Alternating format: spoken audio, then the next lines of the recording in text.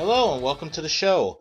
I'm CEO Prepper, and today I am making this video mainly to help people that have never shot a gun before learn the basic safety rules before doomsday comes and before you start walking down that track to God knows where after the shit hits the fan, and before the mainstream media gets that stupid idea cooked in your head that you do not need a firearm.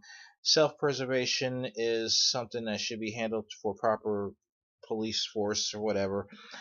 And before Jimmy Kimmel starts crying his head off, just sit back, listen to why the founding fathers actually made the Second Amendment and why the left is lying to you about why you need it. First off, if anybody sits there and tells you do not need a firearm, and you know you're a law-abiding citizen, that's when you need a firearm. And I'm not just talking handguns, I'm talking about rifles. By the way, there's no such thing as an assault rifle if you don't already know. And the Second Amendment was written not for the military or a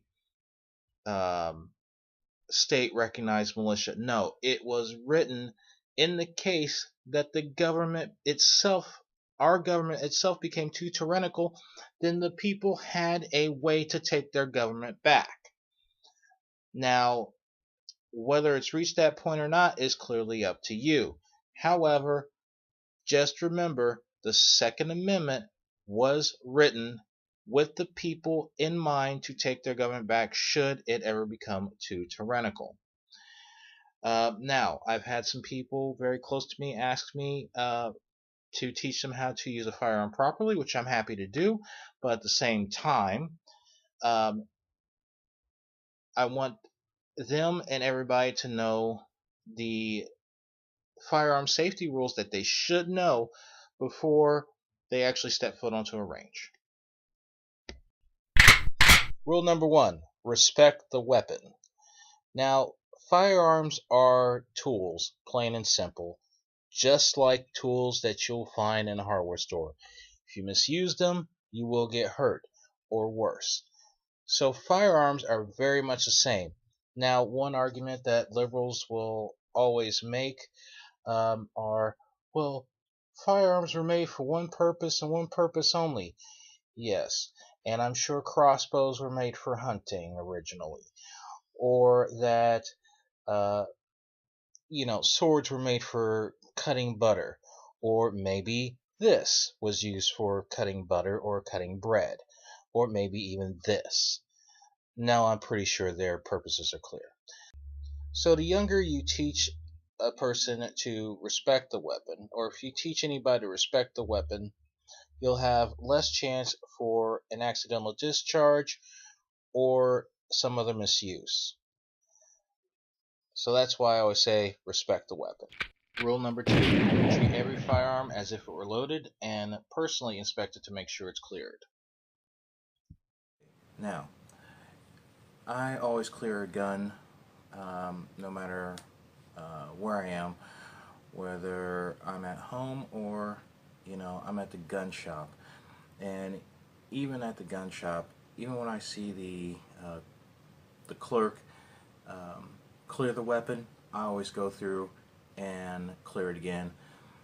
In fact, that's what you should do anytime somebody gives you a firearm, because you don't know if it's loaded.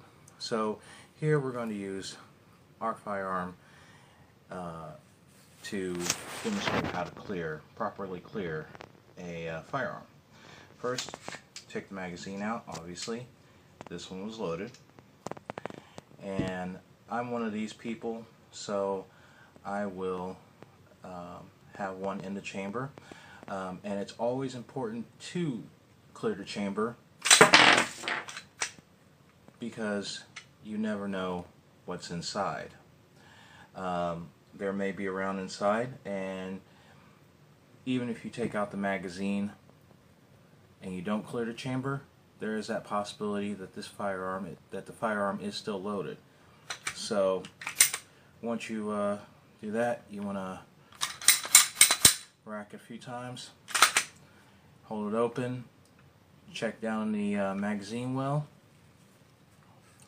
and then check in the chamber down the barrel. Make sure there's not a round sitting there, and that's how you properly clear a weapon.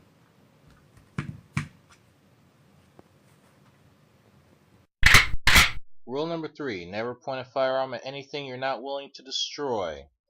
Now everybody remembers this scene from National Geographic's Doomsday Prepper. He put his hand in front of the barrel and he shot his thumb off.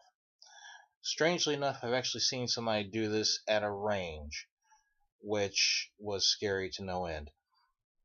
But this is pretty point blank simple. If you're not willing to basically end whatever you're pointing that gun at, don't put anything that you're not willing to lose in front of it. Whether it's a finger or a loved one, just don't do it, or you'll end up shooting off your face. Rule number 4, keep your finger off the trigger until your sights are on the target.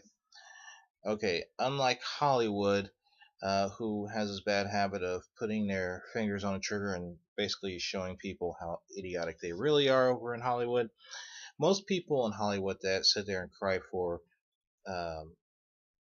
gun control have never actually bought a gun or fired a gun before, so therefore they don't know that you're not supposed to put your finger on the trigger unless you actually have the target in your sights. So if you're one of these people, you're doing it wrong. Now, from the military to law enforcement to properly trained civilians, everybody knows keep your finger off the trigger.